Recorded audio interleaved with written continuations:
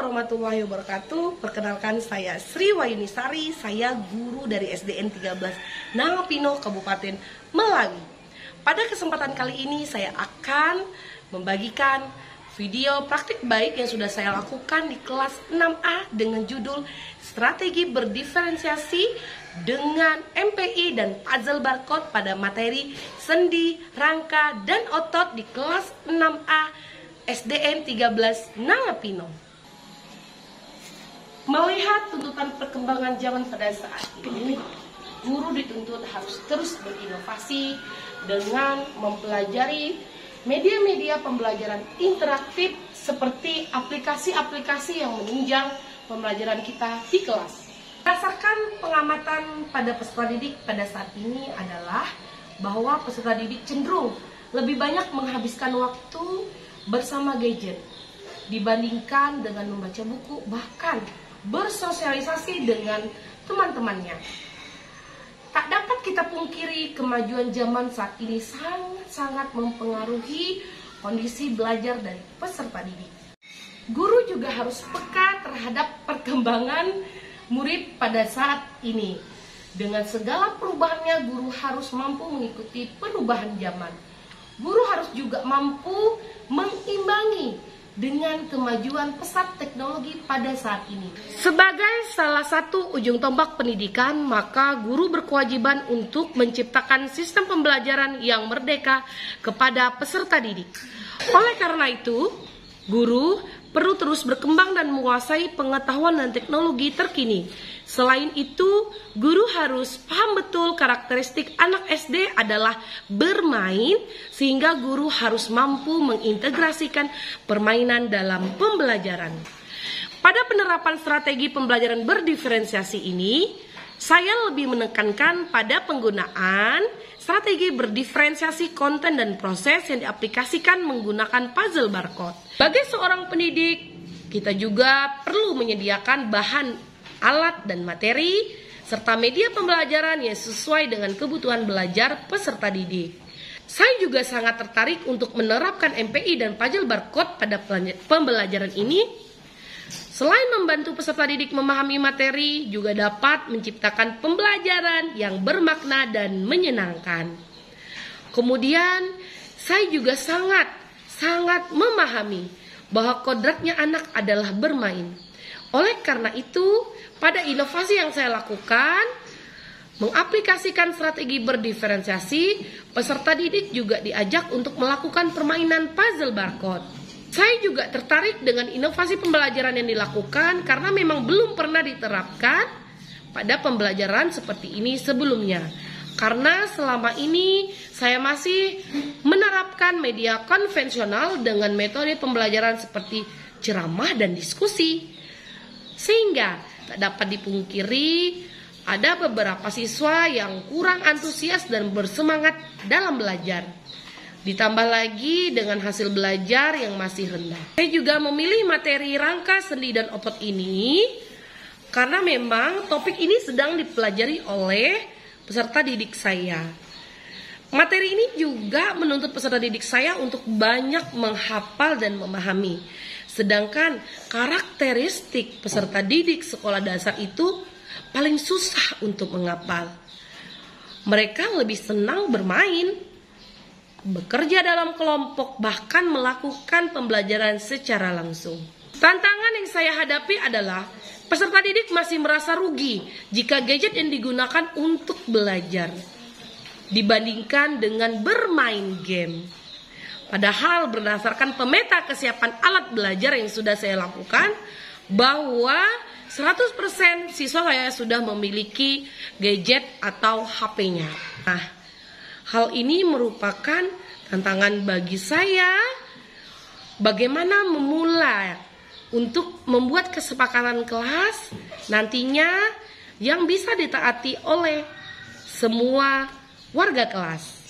Adapun langkah-langkah dalam melakukan strategi pembelajaran berdiferensiasi adalah: Assalamualaikum warahmatullahi wabarakatuh.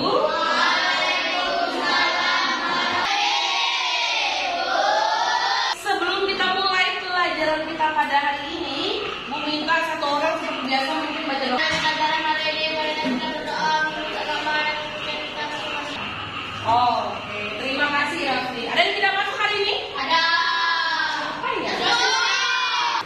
Topik kita pada hari ini adalah tentang angka, sendi, dan otot.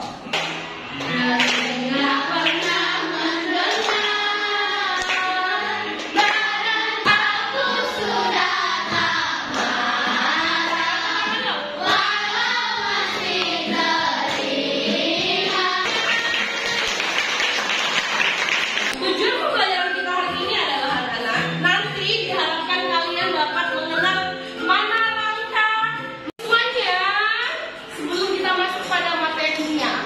Nanti sebelumnya kalian akan mengerjakan free test. Kalau tidak ada tulang di badan kita di mana anak-anak?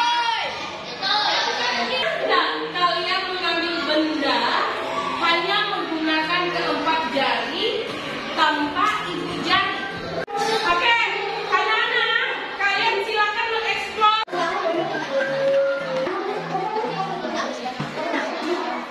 Angka dibalik bentuk tubuh kita. Kerangka tulang memberikan bentuk pada tubuh. Nanti akan dibagi menjadi 5 kelompok belajar seperti biasa. Kita akan membagikan puzzle. Kalian susun.